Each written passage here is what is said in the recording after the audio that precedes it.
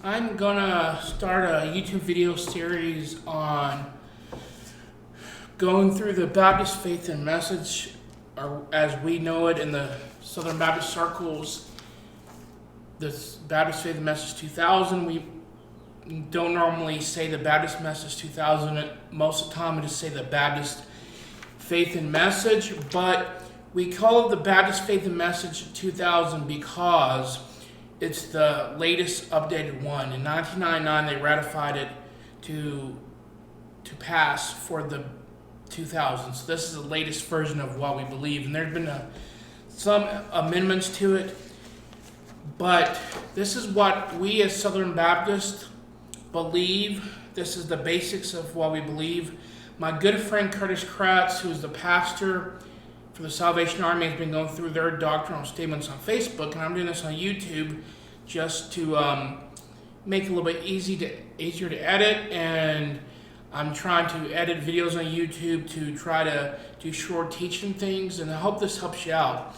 And this is Baptist Faith and Message. You can get it download it on PDF, and you can just type in Baptist Faith and Message 2000, it'll come up, but I'll share a link with you. And this is 8 pages, and there's basically several things. There's number 1, the scriptures to God, so on and so on and so on, different things we believe, all the way to number 18, which is the family, what we believe about the family. Now, what I'm going to start with is what we believe about the scriptures. Now, I just want to point out, though, that this is the basics of what we believe as Southern Baptists. And there's going to be some disagreement on more issues that are not as foundational. What I mean by that is things that are not as Big Tent. We're known as the Big Tent denomination, meaning these are the things that we need to believe as to be Southern Baptists. But there's other things that Southern Baptists disagree on, and you're going to hear Southern Baptists disagree on things like Calvinism and Arminianism. But really, in reality, when we get to salvation and different things, I'm going to explain to you that Southern Baptist really, it's hard for Southern Baptists to be a true Arminian. So either to be a true Southern Baptist, you can be Calvinist or either somewhere down the middle of the road, but you can be a true 5-point Arminianist, because Southern Baptists do not believe that you can lose your salvation. That's one area. Another area is how we govern our churches. There's a lot of variety in that. Now, it's kind of a joke. Most Southern Baptist churches, they say, are run by deacons. Some of them are run by deacons. Some have elders that lead the church. There's a lot of variety within Southern Baptist churches on that. There's a lot of variety on how worship services are done in Southern Baptist churches. There's a lot of variety in how women are in ministry. Now, when I say that is, what I don't mean is, you're not going to find very many women pastors in Southern Baptist churches, but you will find different views on what women can do in ministry. Meaning, in some Southern Baptist churches, women would do anything except being the senior pastor or preaching. Does that make sense? But in some Southern Baptist churches, you're going to find that women don't teach any men at all, or don't even teach Sunday school. There's variety within those two viewpoints. You're going to see some disagreement on the view of the gifts of the Spirit. Predominantly, most Southern Baptists do not believe in the speaking in tongues for today, do not believe that the gifts of healing exist today. They are what we call cessationist. They believe those have ceased. But there are a minority of Southern Baptists that do believe in those. So you will see some of that. Okay? Other issues that Southern Baptists disagree upon, I think, growing in our culture today, is the view on alcohol. It used to be predominantly that Southern Baptists said we shouldn't drink alcohol. I think that's starting to change somewhat. My point is, you cannot look at 5 different Southern Baptist churches as being the same. You're going to see many viewpoints. You're going to see a traditional Southern Baptist church that sings hymns, that follows the set standard of primarily how they do worship. Like our church, we have a certain way we do worship. We have more of a hymn style of worship music, our bluegrass style influenced worship music. I preach expositorily, meaning I normally go through books of the Bible or sections and I explain that. I look at the text, but some churches are more topical, some more contemporary, some are modern. Yes, there's a difference between contemporary and modern.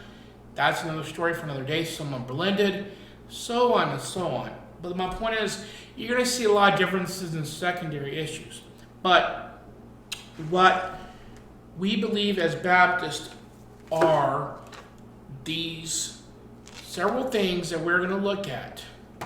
And it first starts with the scriptures. Southern Baptists are known for being a people of the book. Now, what I would like you to do, if you can, I'm not going to read this today, but I'm going to put a link to what it says about the scriptures, and we will go through that next time I do a video. So my point about this is this. We, as Southern Baptists, have a set core beliefs. But I think you're going to find as Southern Baptists, we are more strict in certain areas than other denominations, meaning we have a tighter set of beliefs. But I think you're going to find out we're a lot bigger tent than a lot of denominations. I think some of the things you're going to learn about Southern Baptists might surprise you. Now, this is not a history of the Southern Baptists. You can look that up. You can read about it. If you want resources, I can give it to you. And yes, before you say anything, the Southern Baptist Convention was started over partly, not only, but partly of the issue of slavery. Okay, so yes, that is the case. And yes, Southern Baptist Convention churches primarily are in the South. I was told recently by someone in the denomination that around 38,000 or so of the 48,000 churches are in the Bible Belt area, kind of in the South, or the bigger South. Not really the deep South, but the bigger South. What I mean by this is places like Arkansas, Texas, Oklahoma, so on and so on. I'll give you an example of this. The state I'm from, Oklahoma, has almost 4 million people. Let's just say 4 million. Let's round it up. I think it's about 3.9.6 or something.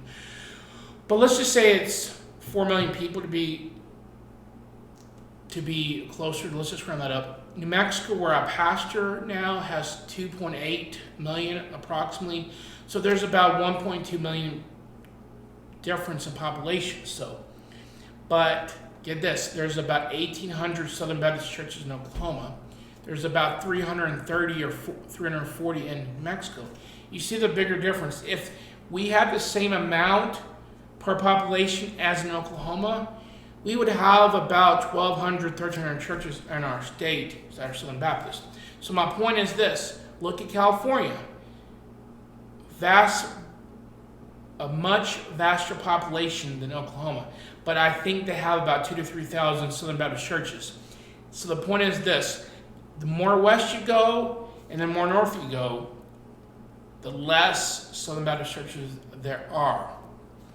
And so yes, it's still primarily in the South, but it's growing faster outside of the Bible Belt. And I think you're going to find that out in most major denominations today, and maybe even in the smaller ones. Excuse me. So as you think about this, I'm going to put this up. I would like you to read about the scriptures, and we'll go through that. And we're going to talk a little bit about that, about what we believe about the Bible or the scriptures, whatever term you want to use next week. Thank you.